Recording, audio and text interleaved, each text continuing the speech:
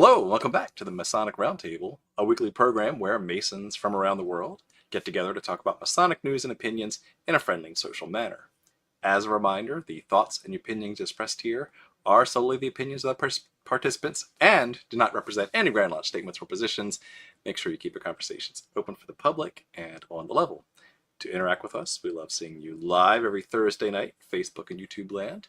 And remember, your comments may show up at the show. So keep that in mind. And finally, if you can't catch us live, catch us on the replay or in your favorite podcasting app. You know me, John Ruark, past master of the Patriot Lodge, number 1957 in Fairfax, Virginia. Next up, with 4 years and 22 days remaining, Joe Martinez. Hello, Joe Martinez. Hello, Joe Martinez. Let's see. Past and still current master of Manessa Lodge number 182 for 22 more days. Not that anybody's counting. So 22 more days. And as always, damn glad to be here. Awesome to have you. Jason Richards. How's it going, Jason? Good. Jason Richards here, past master of Vacation Lodge number 16 in Clifton, Virginia. Glad to be here. Glad to be viewed. And last but not least, Robert Johnson. Howdy do. Howdy. Happy to be here. Glad to be here. Past Master Waukegan 78, Past Master Spis Novum 1183, and the host of the Whence Came You podcast. Hanging out with these fellas. Excuse me, Dr. Robert. Why did I not hear the numerous secretary jobs in this intro?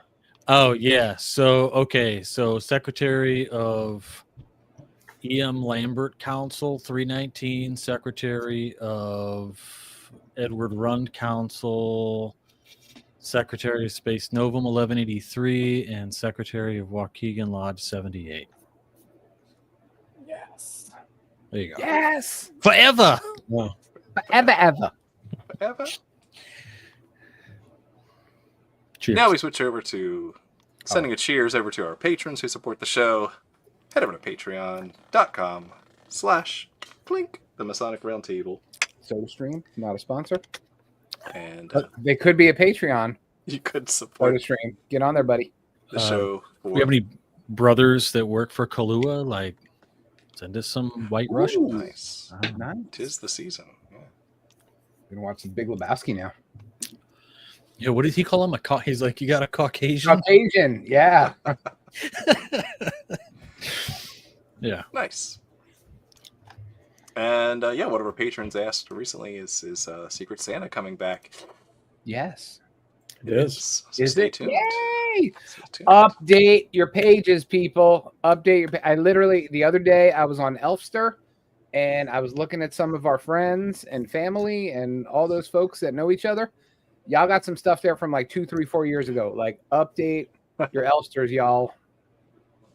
Indeed. Especially I know when I've given people things and they haven't taken it off their list. So Yeah, I mean, what happens if you already got, then you get another one? So No, I mean, that's on you for not updating your list. that's I right. hate doubles. I hate doubles. Yeah, clean up your list. all right. Got to do it. All right. And while you clean it up, it's time for everyone else's favorite game show, Huh? even Joe's. Even Tarot card of the week.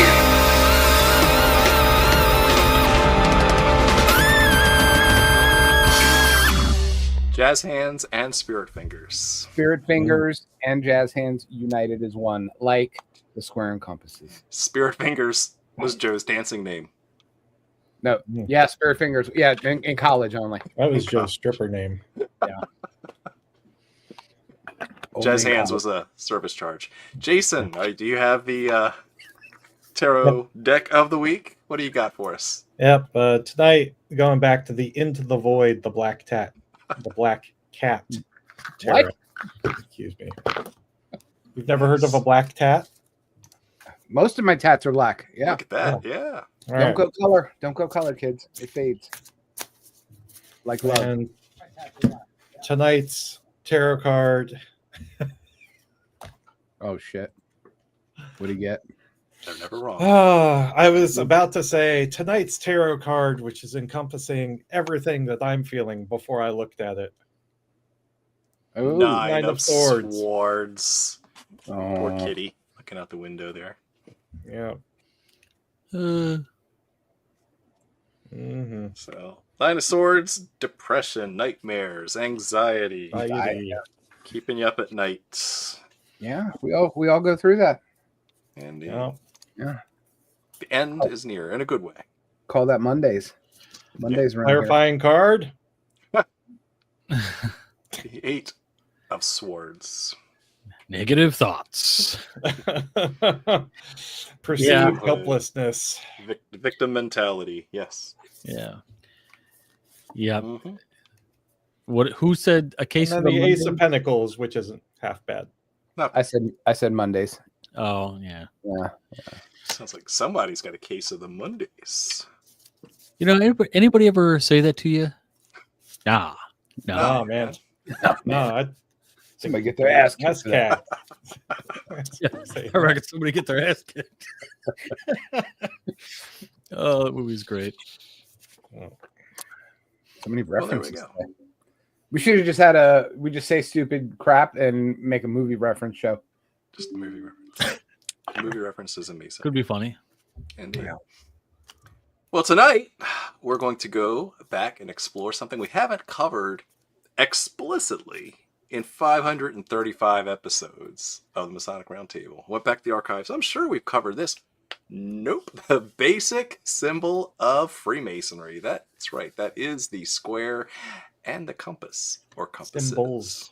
Compasses. That's right. Of Masonry. If it's two Or- symbols together, is that one new symbol or two separate symbols? So tonight we'll explore the symbolism, the history, and other good esoteric meanings that you may or may not get out of the logo of our fraternity. The bumper So- sticker, the lapel pin, the Yes. billboard. The apron, the underwear, anything you could put the Square and Compass logo on. It's on They there. sell it on Etsy and Zazzle. I'm pretty sure Temu has like a square and compasses thong. All right. Yep. Remember, Not put it that on I've your looked Elfster for. list. Elfster. That's true. Now's the time to add it to your Secret Santa list. Yep. Yeah, so let's see. Why are the square and compasses a fitting symbol for our fraternity? It's a big question. It is. Let's Go start big with or the go little home. one. Start with the little one. and Ah. we'll go from there. Your TMR report needs a cover letter. Cover page. Cover Nice. sheet. That's pretty smart. Excellent. Ooh, with somebody said I can't pull them up anymore. With or without the G. Yeah, let's talk about that because I love how it infuriates people. The G Because they is don't know things. an American invention. Nobody outside of the U.S. does it. Well, that's not true. That's not true. No, about half of South America does. A lot of your nations that have Freemasonry that use what do we call our alphabet? Nobody in Europe does it. Roman There, alphabet. I amended myself. What's our alphabet called? Now it's going to bother me. Is it Latin. Latin? Not the Arabic. That's Arabic No, it's not. numbers. Arabic numbers. numerals. Yeah. Did we all drink stupid juice tonight? Yeah, a little bit. I mean, Just I a got tad. the Caucasian, It's been but it's my first, so I have no real excuse. Yeah. So the square and compasses. First question somebody asked, right? Okay, the G. When did it first appear? Looks like the 18th century. 18th century is first time we start seeing that. So sometime in the 1700s, but I don't think it's happening over. It's an innovation, actually. Yeah, it definitely doesn't show up at first. It doesn't show up in early things like talking about the square and compasses as a whole. Anderson's Constitutions talks about the square and the compasses as symbols. Doesn't reference the letter G in between them. To RJ's point, it does show up in the late 18th century in some places, but it's not been trademarked as the official logo. But it really starts to become super commonplace in the U.S. after the Baltimore Convention. That's when you start to see it slapped on when you see "Welcome to Fairfax," and that's where you start to see square and compasses and G's when they start publicly advertising again. Coming off of the 25-year poop show that was the Morgan Affair backlash. So when they start becoming a public, more fraternal, more social organization, that's when you start to see the square and compass with the letter G in the middle. Yep. Boom. So to Jason's point, it is that awful word in Masonry, an innovation. Da, da, da. Yeah, so I have some interesting symbolism of the square and the compasses that I want to get to later. But the next question I have for you all is it compass or compasses? Or compasses. Oh. Well, if you say square and compasses, that would be correct, grammatically speaking. Is it like a pair? Is it a pair of pants or a single pants? And somebody who works with tools will tell you it's compasses. Or if you're a telemetry technician working with heart printouts for EKGs, it's compasses. In mathematics, we call it the compasses. So, yeah. But it's not wholly universal in American jurisdictions, which cracks me up. And so I know we'll have some brothers in the chat. Put in the chat, in your jurisdiction, is it compass or compasses? Officially. So it is in Virginia, it is explicitly a pair of compasses. Yes. Like a pair of scissors. A scissor. A scissor. Well, if it's just one Janet. compass, it's kind of a just stabby thing. Stabby thing. It's a shank. It's a shank. Yeah, so if we had just like a square and a compass, that's just like half a protractor, just the stabby part. Just yeah. Well, and a compass without the ES is that navigational tool that we use. It's different than the measuring spinny circly thing. So It's a spinny, circly, stabby thing. Yeah. So the square and shift. Yes. Thank you so much. It is interesting that we see like those variations. And honestly, I think a lot of those variations come down to language, the adoption of language over time. Even though you might say etymologically something is erroneous, we still find that it becomes something the more people use it, right? Like this year, the dictionary people added 6-7 to the dictionary. It's a 6-7. I wanted to die for a second, but I was like, whatever. So just like that, you're going to see compasses turn into compass, especially, I think, as you go around in the United States, perhaps, like, it's a good example. You'll see the way people speak in certain, areas of the country is what you might consider the notion, because I'm not really sure that it doesn't matter the way people ever thought it mattered, but the notion of articulate speaking of, like words, like very, you're very eloquent in the way you pronounce words and things. And then as you make travel south, right, there are colloquialisms and combinations of words that come together that might be considered, eloquent speaking in that area of the country. And because of that, I think that, the compasses just become compass, the square and compass. It's just part of that. And I've called it square and compass for probably the first 3 years I was a Mason before I really paid attention to it. And that's only because somebody yelled at me during a ritual practice. So We've all been there. it's one of my favorite things. Getting reamed on ritual.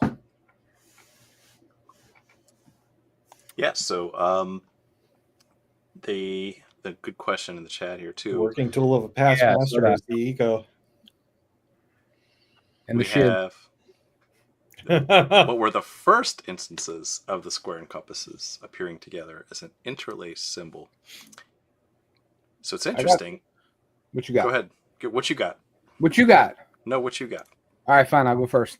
So that was actually one of the questions I was hoping somebody would ask. So we have to talk about the symbols of the square and compasses in written manuscripts versus visual representation, right? Because it's two, and I've offended Robert, and he's now left.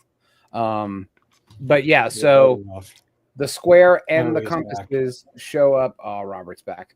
Show up as early as the Regius poem and the Hallowell manuscript, 1390. They talk about the square and the compasses. There's no artwork in this document at all to speak of. Cook manuscript has it as well. That's the mid 1400s. You start seeing it in the 1500s and the 1600s when you start seeing operative stonemason marks on things. But sometimes the square and the compasses are on the same piece of stone, but they're not interwoven. Sometimes they're interwoven, but they're not, they're weird, funky angles and stuff like that. I'm doing way too much with my fingers here, so I'm going to put my hands down. And, but they don't show up in the same way. my spirit fingers. Yes. But you can look at Kilwinning. There's carvings on stone there that show the square and the compasses. But it's really not until the late 1600s where we start to see the square and the compasses, the way that they get depicted on bumper stickers now and stuff, on things like, I believe it was a manuscript out of somewhere in Edinburgh, I believe, where it actually shows the square and the compasses are over the square and it's symmetrical. And then you start seeing it in like jewelry and engravings and things like that in the late 1600s. So that's probably the 1600s being the advent of kind of more speculative masonry, with Elias Ashmole and Sir Robert Moray over in Scotland. Yep. And then they do show up on the original front artwork of Anderson's Constitutions, interwoven square compasses. So which you can find pictures of all over the internet. Right next to Adam and a Mason, or Adam in a Mason's apron. Yep. Noah, the Mason. Yep. Secretary of his lodge. Yep. Yeah. It's true. And again, separate from Freemasonry, that's another good comment about what about Nuwan Fuxi? What do they hold? Well, I'll tell you, because if you go see a picture of an ancient Chinese text, they actually have some artwork that predates everything Joe said. It has... what are you going to pull it up or what? Yeah, no, I'm going to leave you in suspense.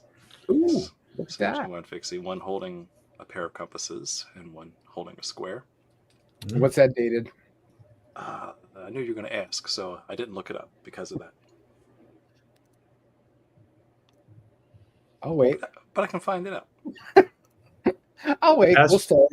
Feed it into Chat GPT. The legend goes back to characters around 2900 BC or 2000 BC. That's not the date of the artwork. So. That's not the date of the artwork. Yeah. We're still drawing with our boogers 2900 years ago. So. And there's other just depictions of them as well. So, yeah. And then we do have, there is, I don't know if you covered it. I was trying to find it. I know that there's a picture of it on archive.org. Notice how John didn't answer the question. I'm still waiting for the damn answer. The reference, because there was an atlas that was written in like the 1500s that that actually had a picture of a square and a compass intertwined or overlaid, but it was completely outside of a Masonic context. So yes, that was the earliest pictorial representation, but it was outside of It's just Freemasonry. so, like, speaking really objectively about it, the square and the compass is one of the reasons why Freemasonry is considered so universal is because of the symbolry that we use. John's pick was mid 8th century CE, so 700 something. So universal symbols, they are that, and you'll see them in cultures that pop up throughout all time because it's intrinsically mixed in or inherently mixed in with all things measurable. And even from an early state, you see people making that logical jump to allegory or philosophical understanding of something. You see the square and compass is used in trade guilds that are older than any sort of, Masonic guild. You see it in the Asian references that you had. I sent you in our Hey, group. RJ, check your mic. Who, me? Yeah, you're cutting out. There you That's go. better. Great, yeah. Oh, weird. Okay. Let me make You're a sure little garbled there. the right microphone. Bam. Okay, let's try that out. There you So, go. As you were. as I was, so one of the things that's interesting is you can see that symbolism portrayed throughout all time. John, if you check our TMR chat, pull up that picture for everybody there. So that's from that's a tile. Okay. Yeah, that's from 79 CE. I will say that's neither a square nor a compass. That No, is a but the level. square is represented on the top. And Yes, it's the top of the level. yeah. Yes. And what's interesting is that this is just one example of a motif, and it's called the house name was Diogenes the Mason. But I mean, it's fascinating to see how far back it goes and to the lengths at which people made a connection to those symbols. It is, as much as I think Freemasonry loves it and wants to claim it, we kind of can't. Like, we've adopted it, but Culturally appropriated is the correct term. Yeah, I mean, I wouldn't even I would go that far just to be mean, but we seem to forget in general as a fraternity that we've co-opted a lot of our symbolism and our stories from operative stonemasonry, right? Like that was the framework that we choose to tell our story with, and those symbols had already been in use both operatively and to teach lessons for hundreds of years before that. So, people still, a lot of Freemasons even still think that, a bunch of dudes got in a room and found all these symbols lying around. They're like, these are the best symbols ever. And let's turn a story into that, which is not the case. Cultural appropriation. Over time. ritual appropriation. Ritualistic. I mean, Well, it's both. It's both, right? Mm-hmm. Mm-hmm. Yeah, and in somewhat of in the best of ways. I remember having a conversation with Patrick Day out in Colorado, who we talked a lot about this, which was he did a whole segment about Freemasonry or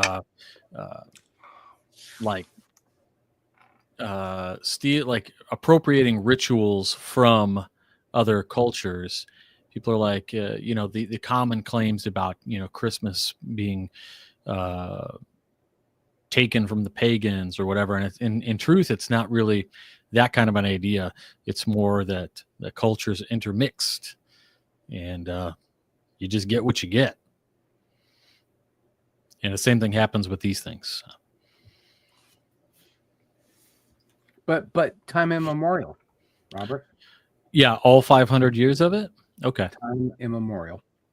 Yeah, since 500 years ago, or as best we can tell, that's what with immemorial just sounds cooler. Or you can go with that Usher whole 6,000 years ago. Adam wore the fig leaf or whatever. Yes. But did he fold the flap up?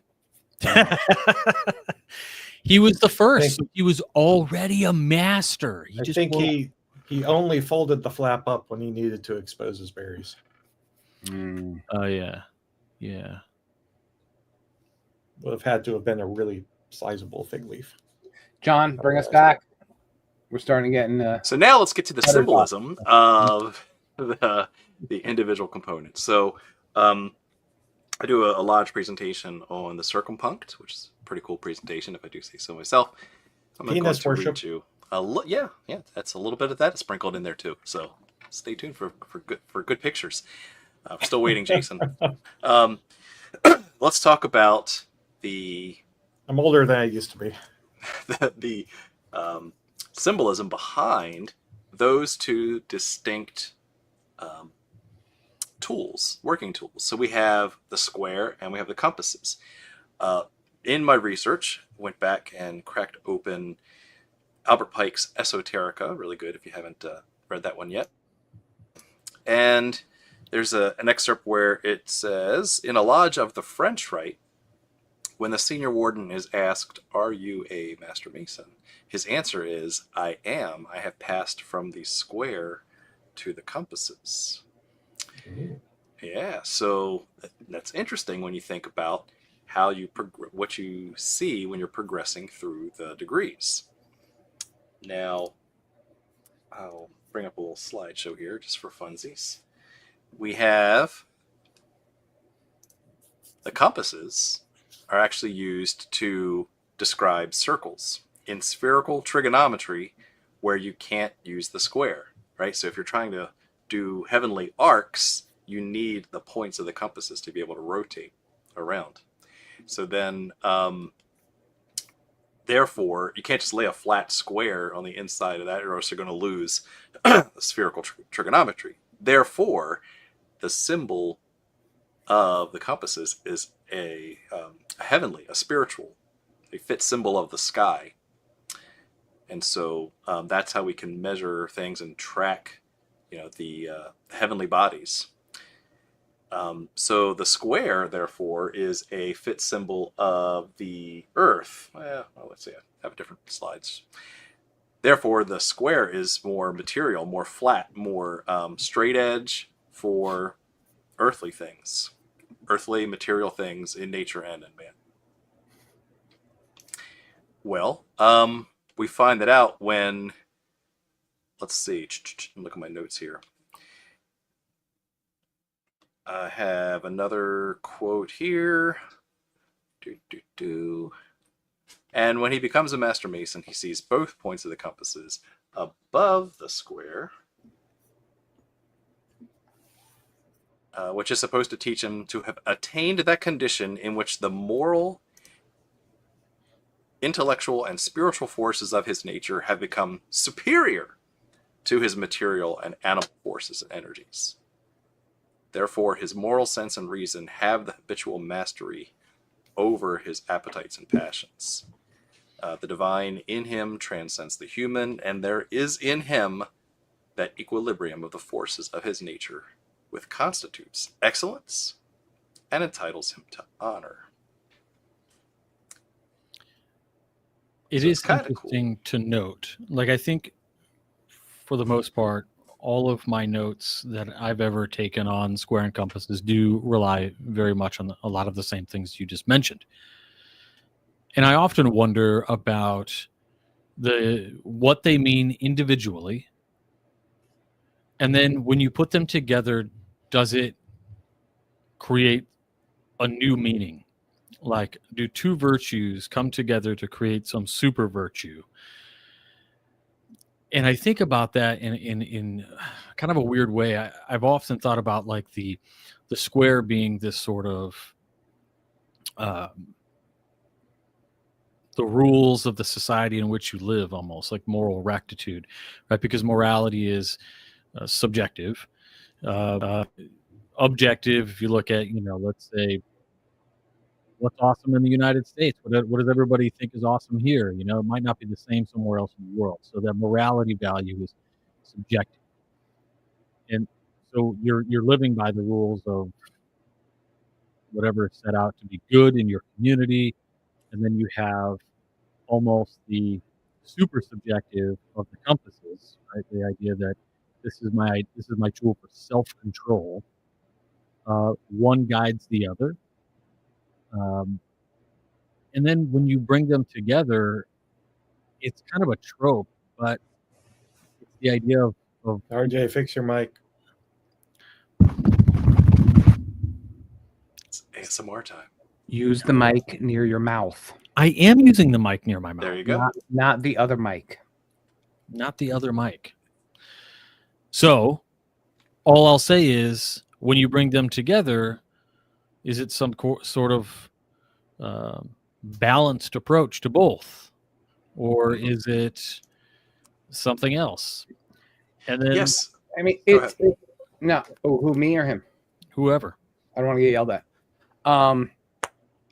It's really interesting, especially when you see a lot of, I won't get into a specific ritual, but we lightly touch on it in the degrees, right? Depending on your jurisdiction, very, very lightly, right? It's not beaten over the head with, but it really takes a fine eye to listen to the ritual and see what's happening. And then it's really cool when you got your younger Masons or Masons who've been around for a while who start to make those connections of, holy crap, the square really talks about the earthly stuff, right? Even though we lightly touch on it in our ritual, and then they start to make those correlations like, oh, the 4 seasons and the 4 elements and the 4 directions and the 4 corners of the earth, because squares have to do with 4s, right? And if we want to get super, super nerdy, 4 is that number of the material world, right? So, so we talk about this stuff and we sprinkle it into ritual. And I don't know how ritual was 500 years ago, but it was probably a bit more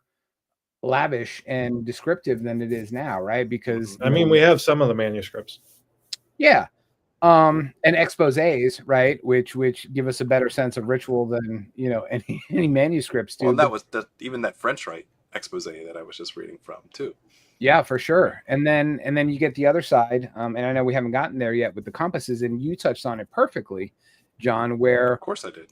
yes, where we talk about squares as being finite, right? Squares have 4 corners and they have defined edges, and it's finite, but a circle has no beginning and has no end. And so from there, you can start to extrapolate all the different meanings that you get from taking a pair of compasses and drawing a circle. It's very cosmological. It's very infinite, and it gets into all the unseen aspects of the world. But it's cool Very when Ouroboros-y. Yes. But it's cool when you see a brother who's never thought of that and it starts to all click for him. You know what I mean? I've seen that a couple of times, and it's kind of neat. So there's one other thing I wanted to add in. I kind of read through it pretty quickly. Pike actually assigns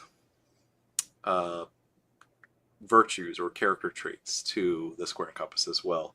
So for the compasses, he assigns moral sense and reason.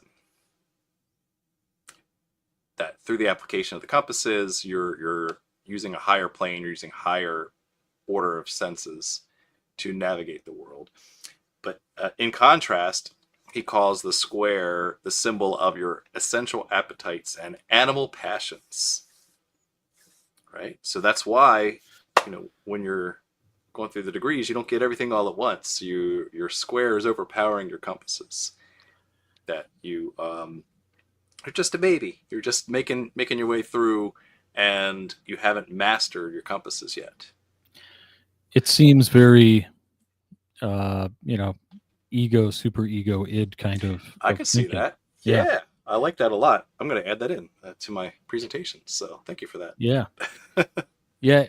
One of the things I was going to ask. Or like lizard brain and prefrontal cortex. Yeah. Yeah. I like it. What about you stealing Robert's IP? Yoink. Yeah, yoink. I made this. I don't know if I like that. I don't know if I agree with Brother Pike here on this. Call him up. Well, yeah, we can. Well, yeah, his statue's back, so I can go yell at it. Yeah. Stand in front of it. I was going to make that joke. Get off my lawn. Yeah, I don't know if I see it, I get it, but I don't know if I agree, because I mean we literally spent the last 10 minutes talking about how the square is the earthly, right? It's the man part of us. It talks about morality and it talks about ethical behavior. And, when you're on the square or you do things in a I can square see way, that. we talk about all these groundly things, but Fair, right. yeah. And then when we get to the compasses, it's ephemeral, it's spiritual, it's cosmic and stuff. So yeah, I guess. But if you guys outvote me, I will shut up and change my opinion. Well, So. no, I mean, so Joe, to your point, the square encompasses that how Pike interprets them is really an American sort of idea. I think we all know that he repackaged a ton of Eliphas Levi. Eliphas Levi talked about the square and compasses being wholly a union of opposites, like spirit and matter, which is something I think we've all talked about, and comes up time and time again within Freemasonry is the idea of balance between those two. And taking it a step further, I often wonder about this. Like when we bring them together, we always tell people like, oh, so the points of the compass is elevated above the square, symbolically representing this mastery. And yet, pretty much everywhere you go, there's always that one dude who's always like, there's only one master. We're all fellow crafts, right? There's always that. I don't know if you guys have met that guy, but anyway. Yeah, you do it for 3 years and come back and throw that crap at someone. So, but the idea that I always thought about was true balance in a non-altruistic sense, like in a true human sense. Wouldn't the balance be the intertwining of the two rather than one over the other? More like a yin and yang. Mm-hmm. Right? Because you're going to need both. You have to navigate the material plane while you're resonating in the spiritual plane and vice versa. So, well, that's the point, right? It's what we're telling people with these two symbols is exactly what you said. It's the work we learn as a Mason is to elevate the meaty part of ourselves, and still be a good person in the world, right? And sure, that elevation comes through those, to Robert's point, those supernatural parts that we start to incorporate. Like, don't be a D-bag. Well, it's the spiritual alchemy that and transformation that we undertake, symbolically. Much better said. Yes.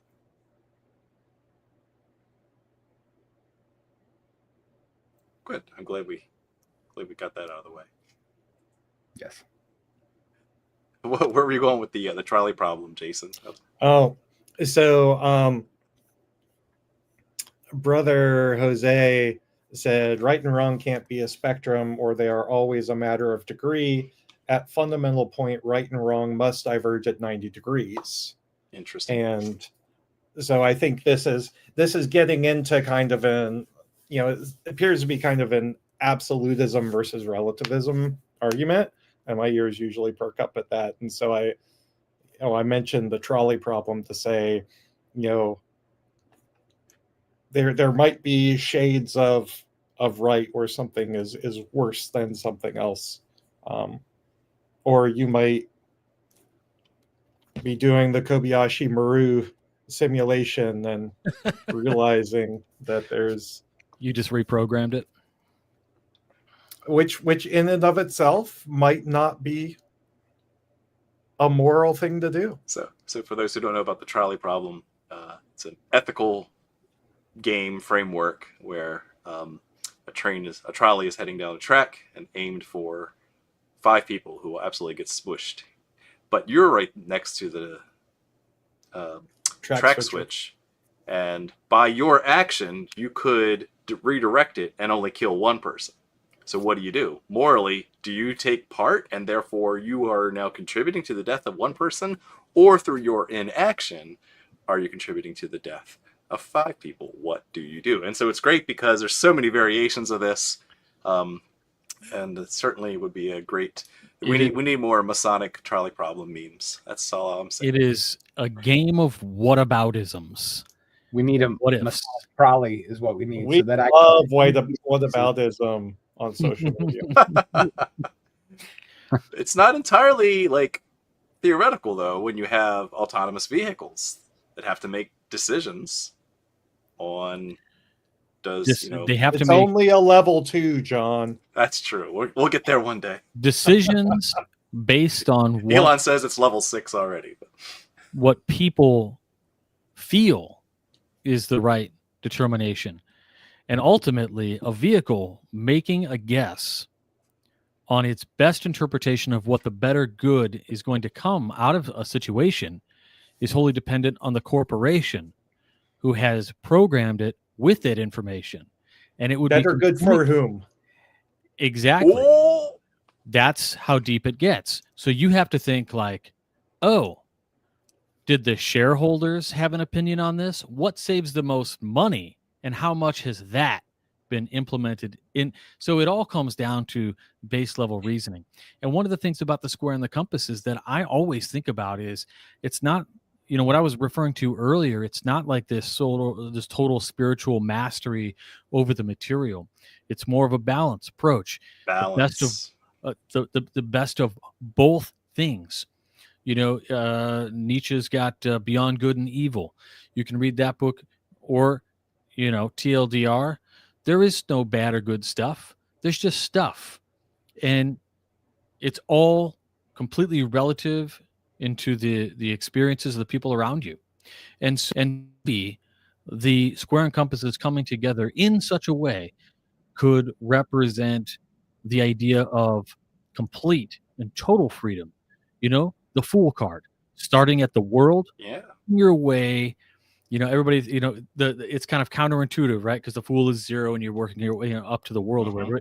Really, you're starting at the world and you're moving toward the Fool before Going starting back around over again. Yeah, beautiful. Love it.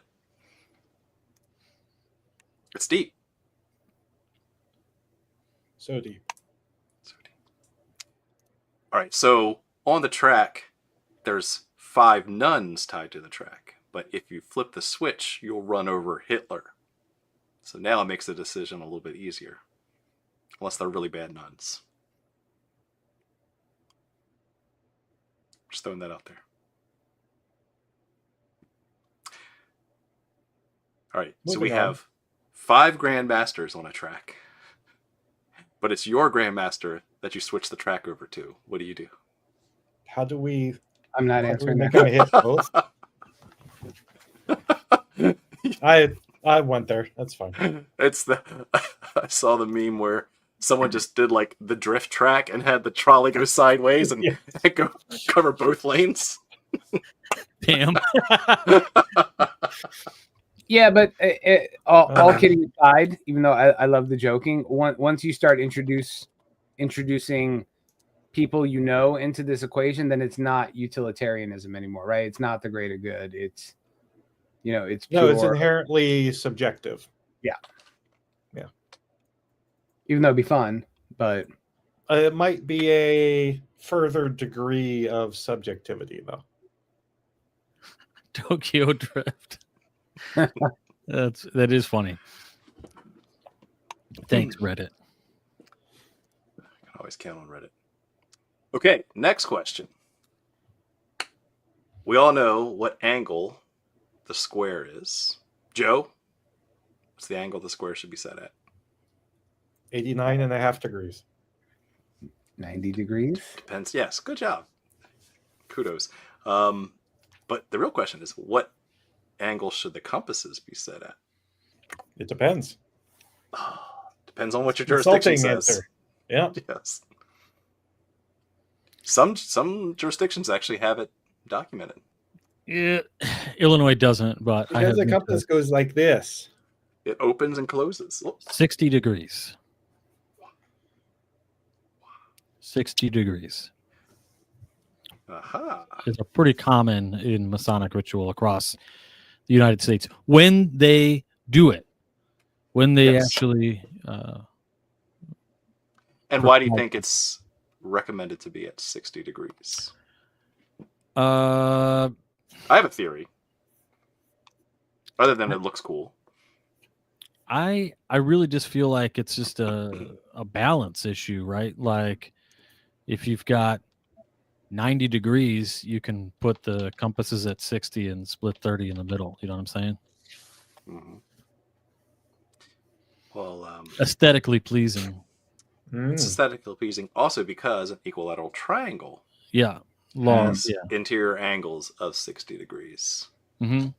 Okay. Yeah, which makes sense, right? Also, it seems to, I mean, you can assign all of the afterthoughts about how, what a symbol means. We've talked about ad nauseum the meanings behind apron shapes, right?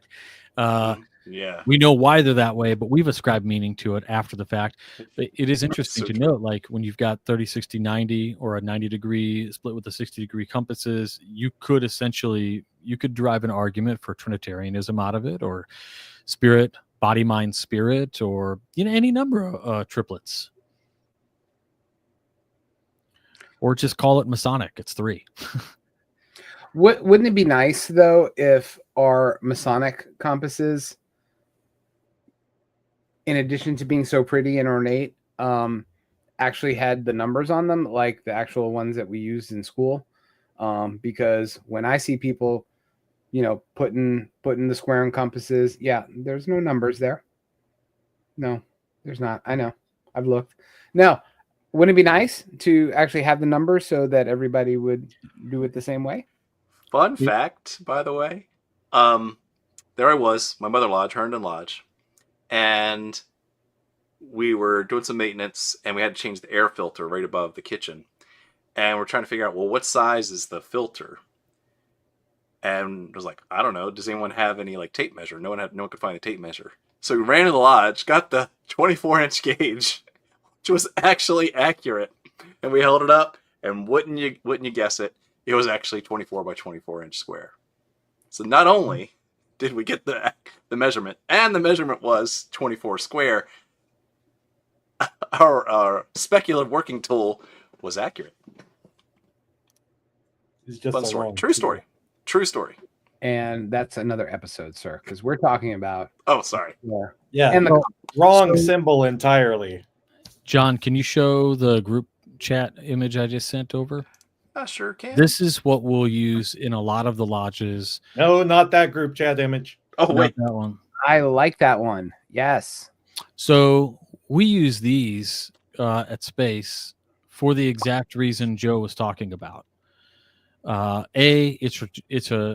lodge is full of artisan and craftsmen, so we dig the old tools, and we literally are using a real set of brass compasses that do have hash marks on there to delineate the degrees, so you can figure it out. It's unique, but to any guys out there who are like, oh man, where do you get that? Bro, just go to any antique store and look through their tools. You will find awesome pieces. Right. Mm-hmm. Yeah. No need to clean them up. Use them that way, or clean them up a little bit or whatever. But they ensure that if you do have a jurisdictional requirement for ritual, you could do that. And B, they just look so damn cool. And C, you can be technically correct, which is the best kind of correct. That's right. And D, those things could stab somebody. Yeah, you could hurt somebody. You could get the don't have a clumsy deacon clumsy deacon who's arranging the lights and then accidentally drops it on his loafer and stabs his big toe. Yeah, black sneaker. Mm-hmm. Loafer trips and draws blood. Yeah, true story. Moving on. It's a good question from Jose. What do you think about the fact that the compass don't actually get a full working tools lecture like the other tools in U.S. Masonry? It is an interesting omission. We go into great detail explaining the operative and speculative reasons behind our working tools.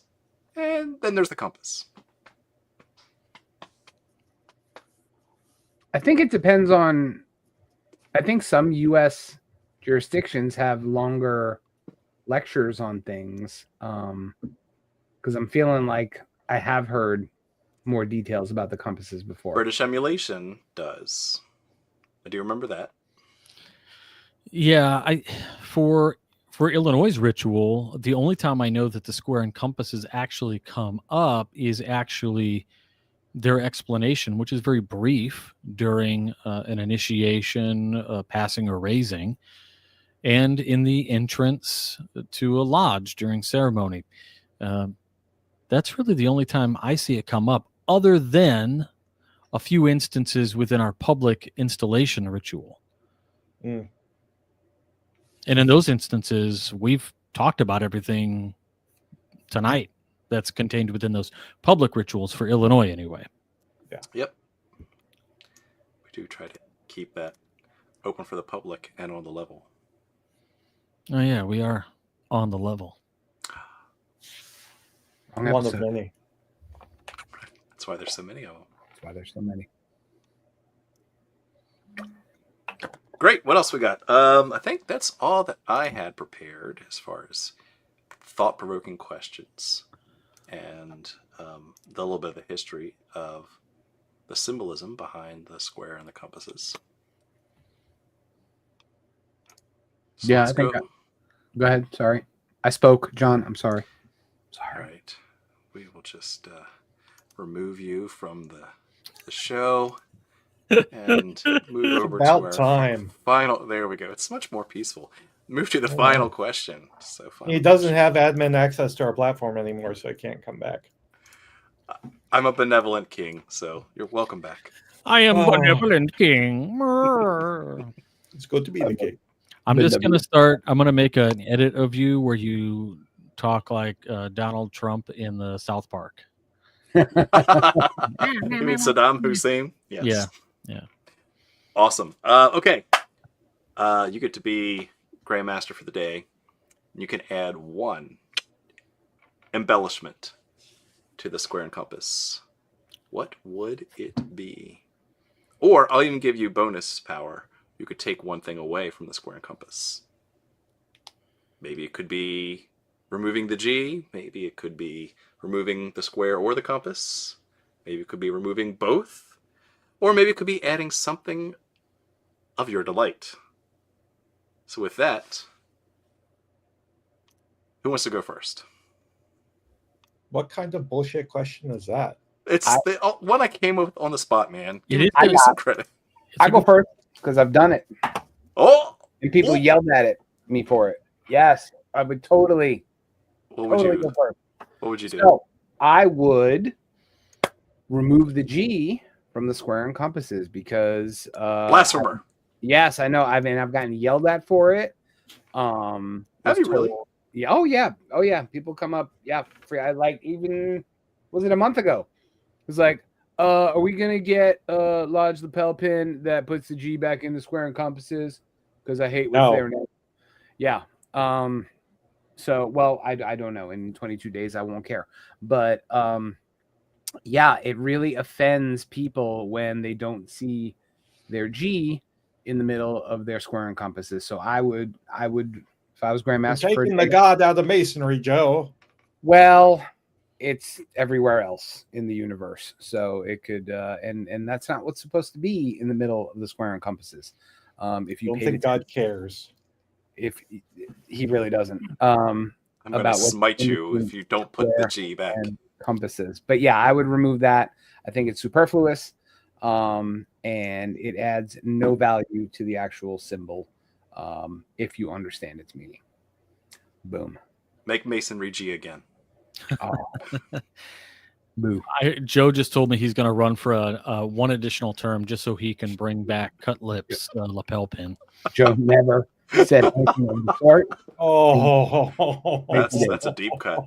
Yeah, it is a deep cut. If you ever want to see a wild and crazy lapel pin, check out Cut Lips Grandmaster pin. Lapel pin. Yeah, it's a doozy. I'll leave that exercise to the listener. Here's the thing. Good pin. There are a lot of people in a lot of lodges who would celebrate that pin. I know. That's a great pin for a lot of people. So all right, Jason, what would you add or subtract from the square and compass?